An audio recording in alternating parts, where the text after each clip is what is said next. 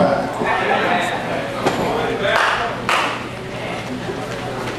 I need you, and you need me. We are all a part of God's body. Stand with me. Agree with me. We are all a part of God's body. It is His will that every need be supplied. You are important to me. I need you to survive. I pray for you, and then you pray for me. I love you.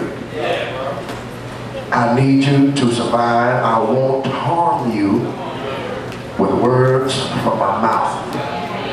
I love you, and I need you to survive are the words of a song that have had church folk all over the country just lying to each other.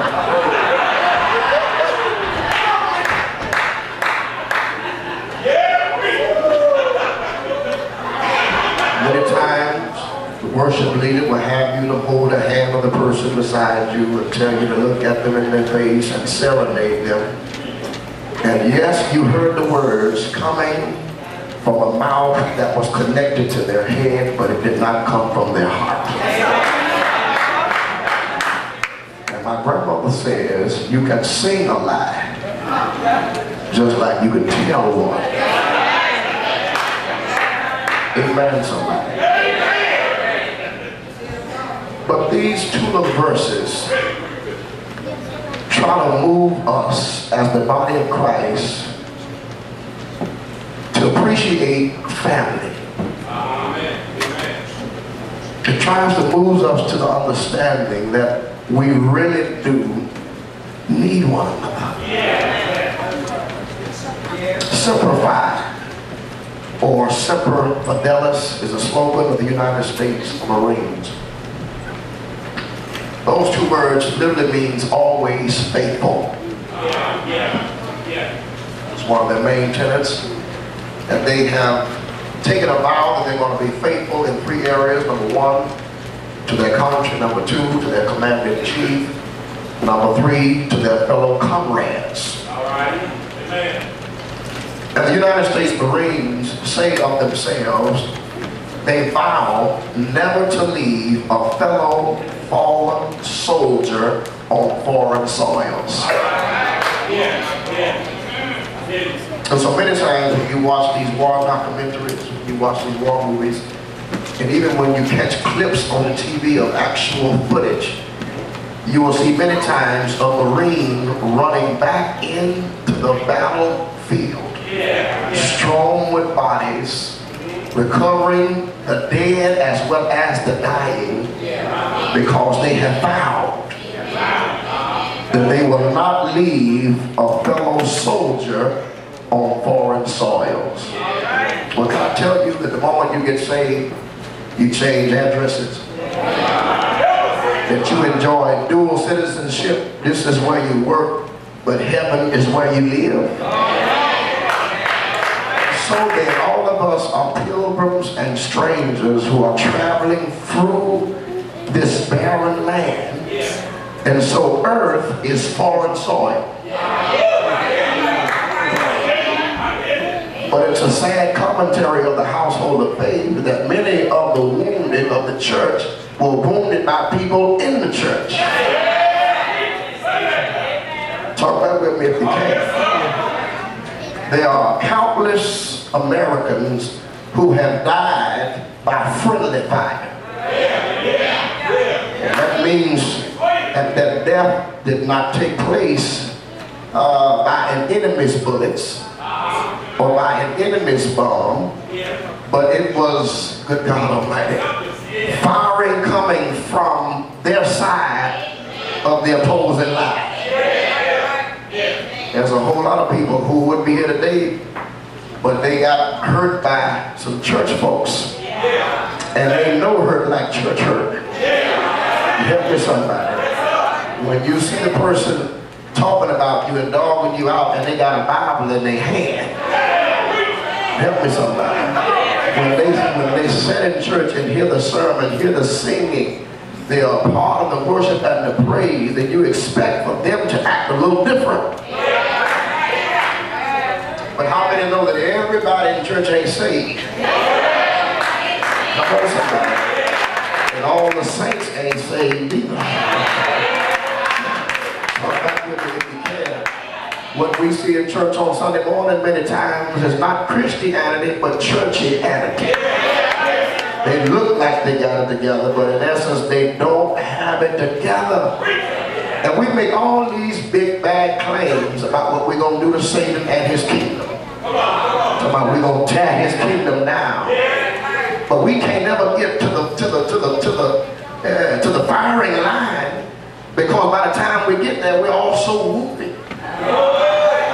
We've hurt each other, we've cut each other, we've talked about each other, we have character assassinated each other. Help me, somebody. And so we are non-effective by the time we get to the face of the enemy. But this passage is trying to move us to a sense of responsibility and understanding that we all need each other.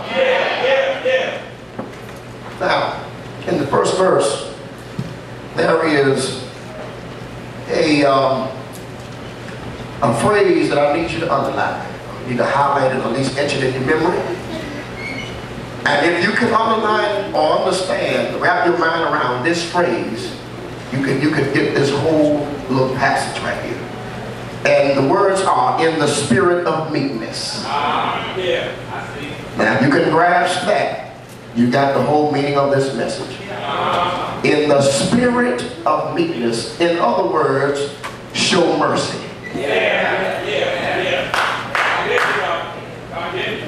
Stop looking at people from an eye of condemnation and start looking at them through a lens of compassion.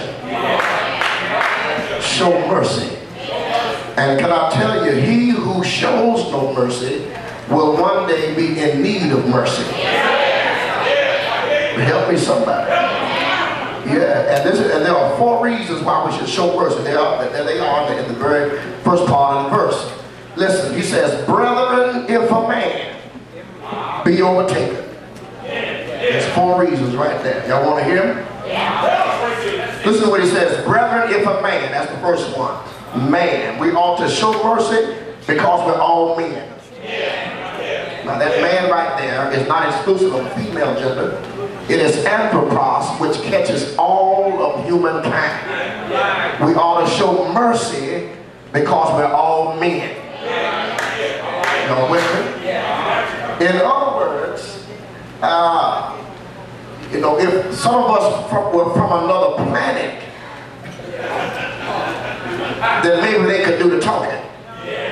But all of us who are men and who are trapped in skin have a propensity and a proclivity to do wrong rather than right. And so since we are all men, we ought to show mercy. Now I think all of us are human. Y'all turn around and help me look and see if you see any people from Mars and Venus in there. You see any perfect people? Matter of fact, if you're perfect, I want you to come get your mic. I'm going to sit down. I want you to tell us how to do this.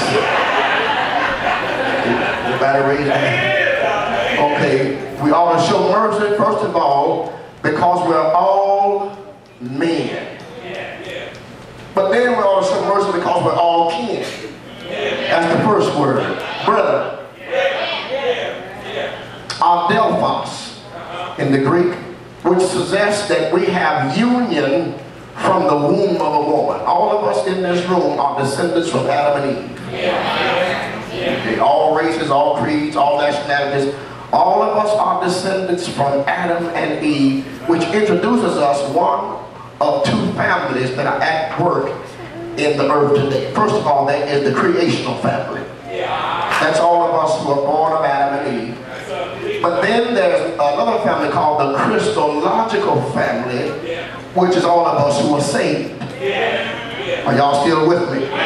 When you are saved, you are not born from the womb of a woman, but you are born from the womb of the Word. Romans 10:9, that if thou shalt confess with thy mouth and believe in thy heart that God raised Jesus from the dead, thou shalt be saved